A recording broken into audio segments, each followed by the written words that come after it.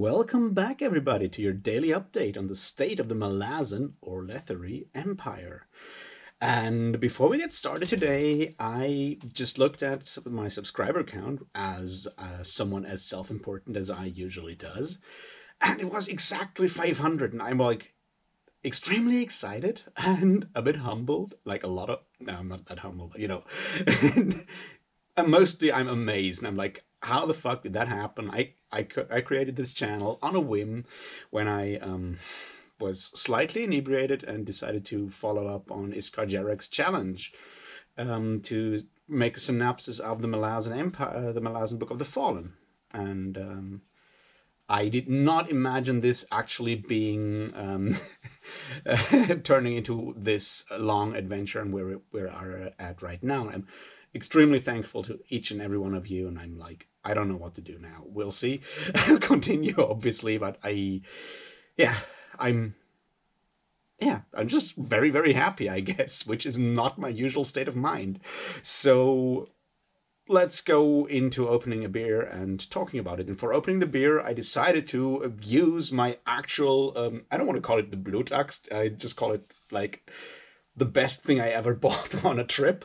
And we'll use that to open a beer because that's also something that can be done with axes, I suppose. Here we go. Cheers.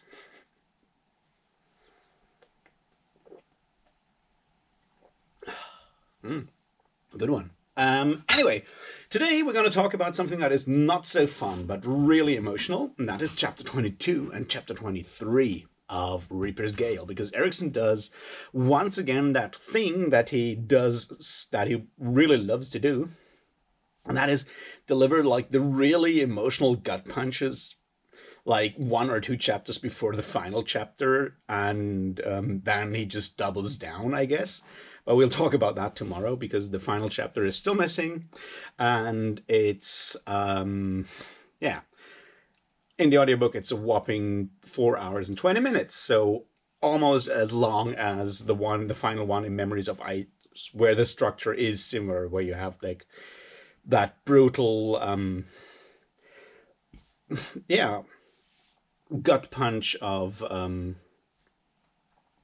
the duel between Whiskey Jack and Calor, and Itkovian taking the pain of the Talani Mass, and you're like, how can you top this? And then we find out how to. So today we're going to talk about the battle before Letheras, and the final stand of the All, and all the other brutal shit that's going down. And yes, there's a lot of interesting things going on, and today we obviously have to talk about Beak. Well, I said it before, we need to talk about Beak. Today is the day we're going to talk about Beak. And there's a lot that's interesting about that whole character of Beak, and I am not the most qualified person to talk about how the depiction of Beak as someone severely traumatized, how realistic that is. I'm not the most qualified person to do that. I mean, the way he is portrayed shows these traits, and at the beginning we don't know that there's trauma locking that in. Well, obviously it's not only trauma, but you know, we don't know about this trauma. We just basically learn about the actual things, like in small bits and pieces here, when we learn that his brother was sexually assaulted and abused and raped by his mother, and apparently she did that once to him as well.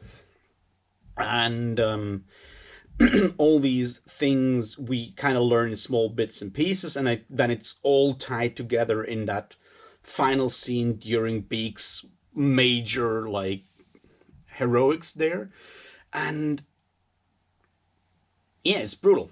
It's absolutely fucking brutal and sad, and it just breaks your heart. And I don't mind telling you that I, like, every time I read that chapter I start crying, because there's more than just seeing how a completely twisted and child turns into that hero. And that's the other thing there is like in his mind, like Beak's mind, he is living this like sort of not hero's journey, that's bullshit, that's not what it is, but he is the hero who then steps out, that hero fantasy that he has shortly before the end, where he's like, yeah, and then the kid that steps out and has a special power and saves everyone, and no one was expecting it, and I can do that, and you're like, poor Beak, and then he actually goes and does it, and that's just really, really powerful, because for once, like, his imagination lines up with the reality, at least a part of it. And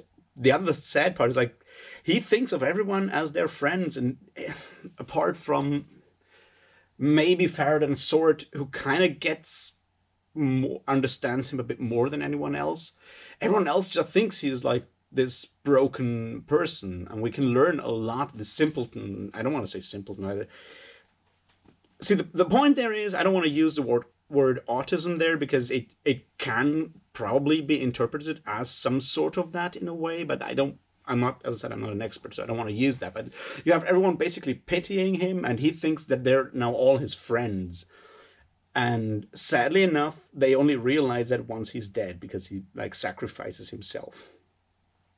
Which really, that's the other thing, right? The way it's done is like it echoes that whole idea that we had talked about yesterday for a moment, at the point where Onrak and with Onrak and Troll Sengar and Onrak deciding to that no, it's Troll that says that like friendship is the one thing that is worth sacrificing for, that makes sacrifice worthwhile, right?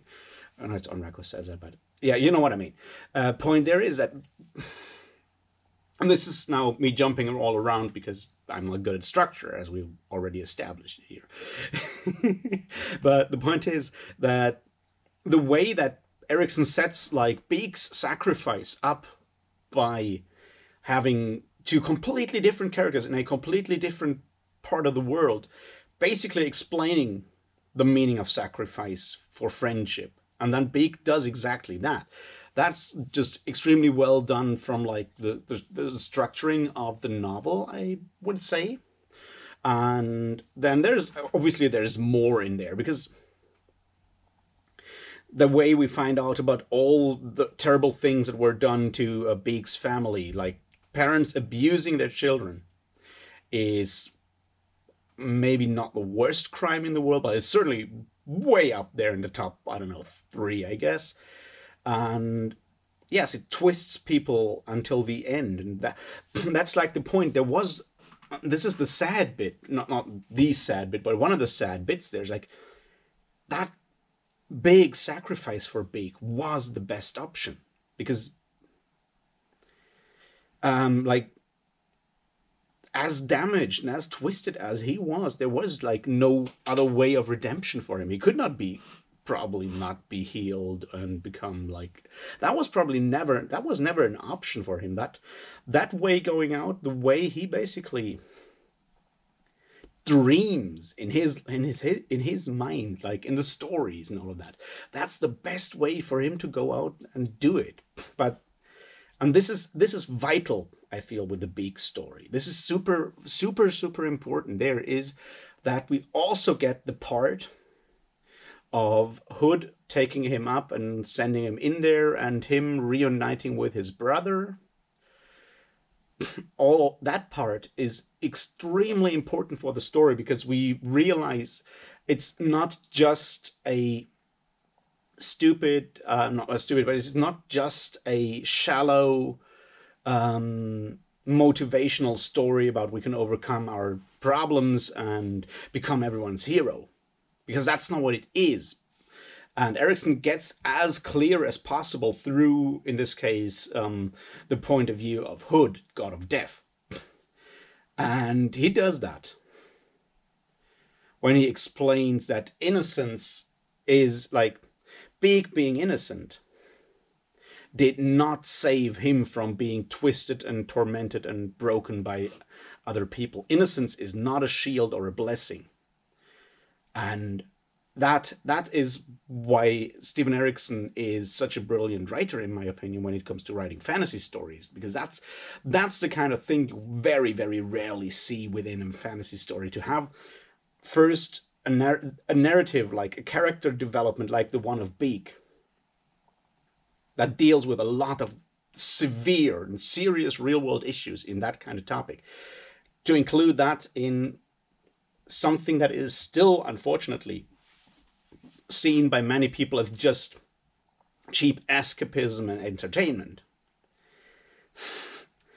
and to enter like a debate of such serious topics in that. Now, we've obviously seen other authors do that in general, but to weave this just like as one small part of a really large tapestry of different topics, like this deals with everything, in this case it also deals with this part, and to then avoid, the fact of just making it like a kind of cheap emotional ending of Beak finding redemption, but to actually cap it off with the debate that innocence is not a shield or not a blessing, and that it doesn't mean that because someone is innocent, they are safe in a way from all the hurt and all the twisting of the outside.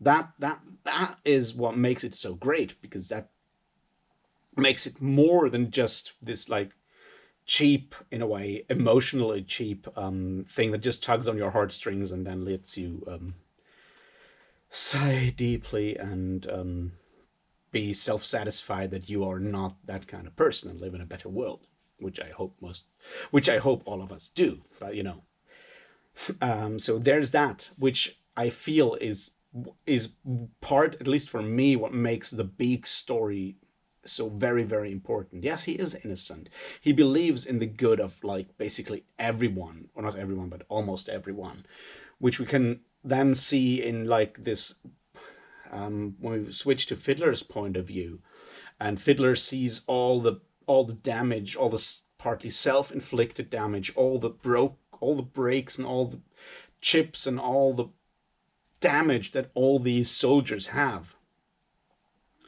And he then realizes, and then he sees the Tist Edur out there, and he goes out there and basically invites them to come in a way, and Beak understands that. And so the Tist Edur are saved and cleansed in a way from the taint of the crippled god, which is why their warlock dies, when they are cleansed from all the damage that they have taken, all the taint that they have taken by following Rulad and doing all the horrible things that they have done. And they get another chance. They get a chance at redemption. They're not redeemed, obviously not. But they get a chance at redemption, at going back and doing what they always wanted. We'll see how that works out, or maybe we won't. But yeah, I feel that's sort of the that's not sort of, but that's the important bit there, is like, for some people, there is like no, like, there is no conventional way out of the depth or the hole they are in. Not the hole, but there's no conventional way to overcome their problems. It just won't happen. And maybe some people are so damaged that there's no other way than that sacrifice at the end there. But to embed it in that way, to put it into perspective, to make clear that, innocent people are still victims. Innocence in the way of not understanding a lot of things. That kind of innocence, obviously. Not innocence in the way of not being guilty. I should have said that before, but innocence in the way of not fully understanding things, a lack of understanding, innocence in a biblical way, I would say. So that's not a state of grace. That still means that you can be twisted and be savaged by the world around you, by human beings, by people who should have known better, by evil people, in the end. And the fact that the way this is all handled, that the ending is not Beak doing this huge sacrifice, but Beak then going down there and saying, "Now I'm stronger. I can help my brother." That's yeah. That's just I don't know. It just fucks me up every time I read it. That's what I'm trying to say here. So yeah, there's that. That's the first emotional gut punch. But Erikson is not your average, like, one emotional hit per chapter guy. No. He then goes and shows us the end of the All and the arrival. And the arrival of the Barghast, led by Tool, who just arrives literally a minute too late to save his one friend Tok Annister, who actually Tok the Younger, who goes to sacrifice himself to save the last All children, and he just arrives a minute too late and witnesses his death. Because yes, Steven Erikson hates us all and wants us all to suffer. Now, obviously, he doesn't hate us, but that's the kind of emotional punches that make Malazan so amazing in a way. There's no punches pulled here. It's just like, yeah, sometimes you just are too late, and it might just be because you hesitated a moment too long, and shit happens, and it will, like, wound you or destroy you because you didn't do something earlier, and maybe you hesitated for all the right reasons, but you still are too late, and then you can't turn back time, even in a world with such powerful magic as this one. But you can't do it, and that's just so brutal. Like, really, just how, yeah, I don't know. And to have, like, those two emotional scenes, basically completely different in, like, their meanings and all of that, but to have both of these tragedies in just one chapter is like that. Chapter 22 of Reaper's Gale might just be the most brutal emotional chapter in the entire Malazan Book of the Fallen. Well, maybe not, but it definitely, like, when you look at how much, like, emotional brutality it packs into a relatively short chapter. That's not relatively short, but it's still, that's just incredible, and it wrecks me every single time I read it. And yeah, I guess we need to talk about that a bit more, about the battle and the story of Red Mask, because it's something that I've struggled with a lot, and I'm still not quite sure how it works out, but so the ending of that chapter shows us that Red Mask is, or the person behind the mask, is actually Lethery. And at the beginning of Reaper's Gale, you remember, yeah, we had what's her name, the Praetor, I keep forgetting her name. Anyway, is it Bivat? I don't know. Telling Bro Handar, the story of Red Mask, of him and his sister being all children, and the then Factor taking the sister back, and the all raiding to bring her back, but she had killed herself before, and then Red Mask leaves and comes back and does all the things he does now. And now you're wondering, so is he actually Red Mask? And I'm pretty sure he is, but he's a Lethery, apparently. So that was his dread secret, that his one elder that he himself killed held over him as this dread secret to try to control him. Now the question is, where does that come from? Like, one option is obviously that Red Mask and his sister were both Lethery colonists that were kidnapped in a raid by the All, and then adopted into the clans of the All and raised as All. Something that has obviously happened with the different, like, natives in North America, for example, and we have those stories of people then trying to, like, people being supposedly rescued from them, being raised by native tribes, and then being taken out of that and not adapting and so forth. But I always struggle with reconciliating the story that that part was left out of the story told by the Praetor to Brolhandar. But maybe I'm just reading too much into that and hoping that there's a clue in there that I kind of missed. Well, we'll see. Anyway, also interesting that the Kachain Chimal failed Red Mask, not failed Red Mask, but killed Red Mask because apparently he has failed in whatever he was supposed to do. Which puts an interesting, new look on the thing, because, look, who's actually the master and who's, actually in charge in that trio of Red Mask, Sak Churok, and Gunf Mak? Who's the boss there? Is it Red Mask? Or is there an overriding mission? And if that's the case, what's that mission? And we don't know, but maybe we'll find out in the future. We'll see. Anyway, the main thing is that we obviously knew that the Barghast had arrived from the opening of Reaper's Gale, but finally they show up, but unfortunately too late. And that's where chapter 22 ends. And yeah, it's a ride. It's definitely a ride. But then you get to chapter 23 and you have another big battle, because there's a lot of conflict in this book. We're in the refugium, and we have some people killing some dragons, and you have some dragons killing some dragons, and some other people killing some dragons. And we get the ending, and it's once again a bittersweet one there. So we finally get something out there that we kind of could have guessed before, that Ulshun Pral is the son of Kilawa and Onrak, which, cool, because Kilawa is one of the most fascinating characters in the entire book for me, and I still don't know how to actually read her or understand her, I guess, in a way. We'll see.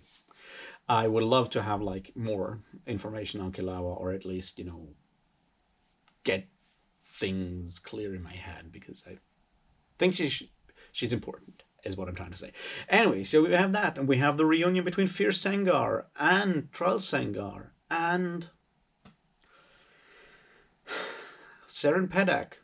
But Fir Sengar dies, and he dies a hero, and our arch cynic, or maybe not arch cynic, but Urinas actually realize that he has maybe, not realize that he has maybe misjudged Fear. He has not misjudged Fear, but in the end that happened with Fir Sengar trying to kill, backstab Silcha's Ruin again, which, is is terrible, but to do if he does that to save his brother Trell Sengar, we realize that sometimes heroism, in the way that it is so ridiculous and so toxic and so dangerous, it has its virtue. It still kills him, so it's still it's still bad, but there is virtue and pathos to the whole thing, and Udinas realized that at the end of the whole thing. What else? Yeah, we now understand that, even the people that were not really alive when they entered the refugium are now definitely alive, which, good for Hedge. We also, I feel, what else? The sacrifice of Kettle is obviously tragic. I mean, we knew that it was coming in a way. It was hinted at so many times before in Midnight Tides already, and Kettle knew, and Silcha's Ruin does that thing and then just goes. I feel Silcha's Ruin is one of those characters that I don't know, he comes across as this super alien, strange outsider, driven, brutal, powerful guy, but he seems to there's more in there, even in his portrayal here in Midnight Tides and mostly Reaper's Gale. He he at least has some sense of justice and, well, anger, because apparently he's now onward to Letheras to kill people, which, good for him. What else?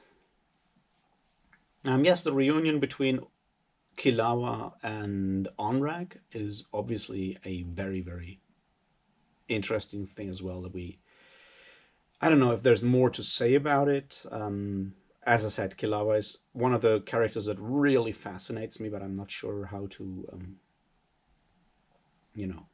go about that topic. But still, that entire battle there is the betrayal, the always the betrayal between the three sisters there, that in the end kills all three of them there. Shows us an aspect of, I guess, the draconic blood in there, and the chaotic blood, I guess, is what we need to talk about there. The chaos, in a way. And that's sort of, I feel, one of those things that I never really get, because I suck at lore and world building, understanding world building, in a way. But the idea that all these dragons in Starval Demolane are dead because they could not exit the sealed portal.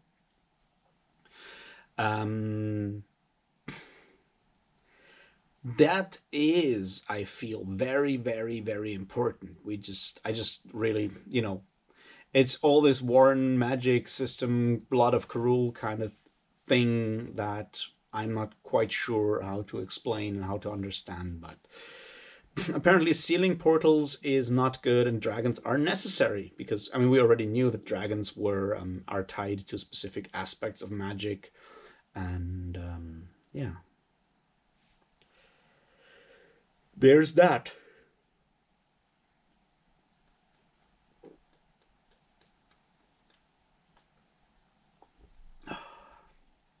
So, right, so here we stand, and at least some of the big conflicts are sort of done or resolved, but only some of them. And now everything seems to point towards Letheras, because we already know that Silcha's Ruin is flying there to punch some people the dragon way. And we know that Quigben and Hedge are heading that way, because, we know that because Quigben says we need to go and find Adjunct Tavora, and Fiddler. So there's that. And